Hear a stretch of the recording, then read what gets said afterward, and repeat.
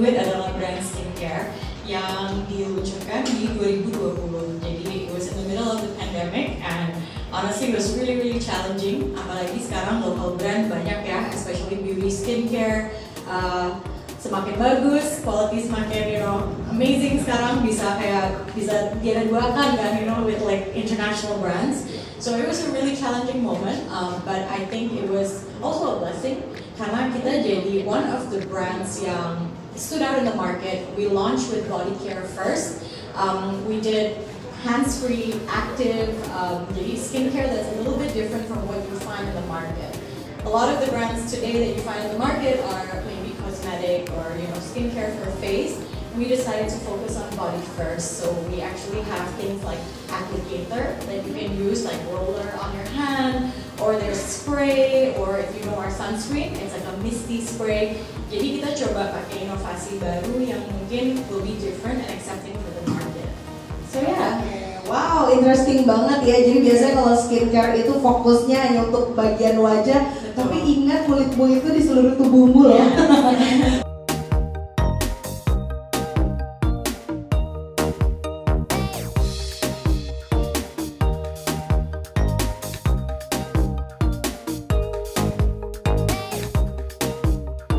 Sebelumnya saya perkenalkan dulu Rebrix itu seperti apa ya, dan bagaimana sepak terjang memang seorang perempuan yang berkecimpung di dalam dunia yang hampir dimayoritasi dengan laki-laki. Karena Rebrix itu adalah dunianya bahan bangunan gitu ya. Rebrix itu bukan cuma produk ya, tapi bagaimana kita bisa berkontribusi sebagai wirausaha sosial.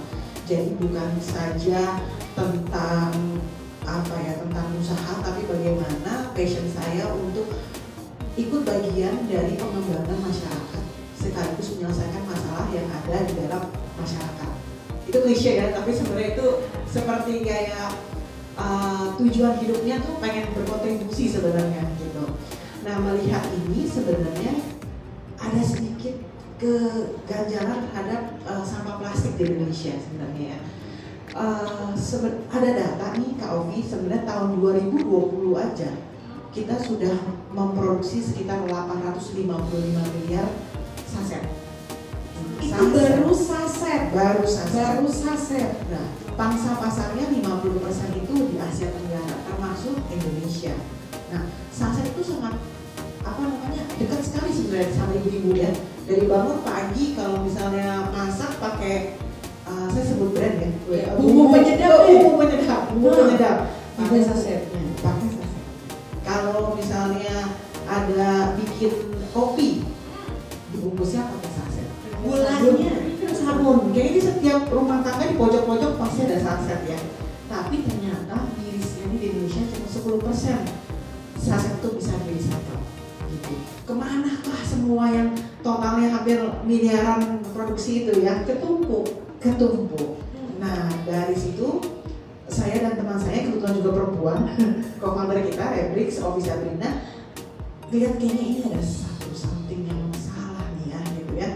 Dan kita melihat apa yang bisa dilakukan sekarang dan apa yang dipunya gitu.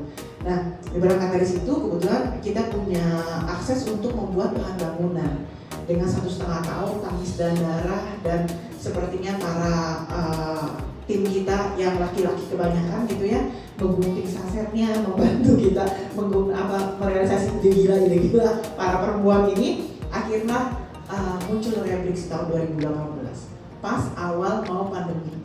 Wah, itu kayak udah 1,5 tahun ada research development, pas launching di November, Februari lockdown. Aduh, kayak sedih banget. Ternyata memang benar support environment itu sangat penting sekali. Saya dibantu dengan para ibu-ibu yang saya bilang sweet banget sih ke saya, karena memang jadi entrepreneur itu sangat berat ya, bisa dibilangnya tangis dan darah gitu ya. Tapi kalau sama perempuan itu kita bilangnya Rebrix, mereka banyak mengirimkan pesan-pesan manis sekali.